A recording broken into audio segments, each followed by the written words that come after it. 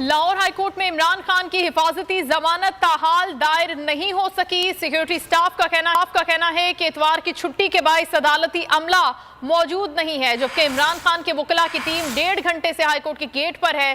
सारी सूरत हाल हम जानेंगे बोल न्यूज के नुमाइंदा मुइन जुबैर से। जी मुइन, बताइएगा। जी बिल्कुल, इस वक्त मैं ज़मान पार्क का गेट नंबर 2 के बाहर मौजूद हूँ और अब से कुछ ही देर पहले पीटीआई के जो सीनियर लीडरशिप है वो यहाँ पर आकर उन्होंने मीडिया से गुफ्तगू की और हमाद अज़हर ने इस हवाले से जो है वो मीडिया को आगाह किया कि बुध के रोज़ लाहौर से एक बड़ी रैली निकाली जाएगी जिसमें इमरान खान जो है वो उसकी क़यादत करेंगे।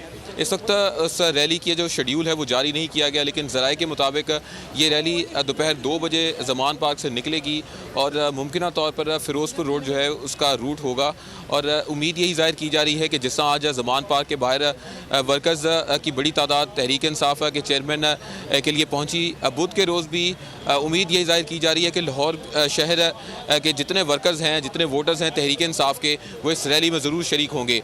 इससे पहले जो अज़हर सदीक एडवोकेट हैं वो लाहौर हाई कोर्ट 1 घंटा खड़े रहे, मौजूद रहे। इसके साथ साथ जो फवाद चौधरी साहब हैं वो भी हाई कोर्ट के गेट के बाहर मौजूद रहे और हिफाजती ज़मानत जो है वो दायर करनी थी, लेकिन अदालत का दरवाज़ा जो है वो पुलिस ने नहीं खोला। ये कहा गया कि अमला अंदर मौजूद नहीं।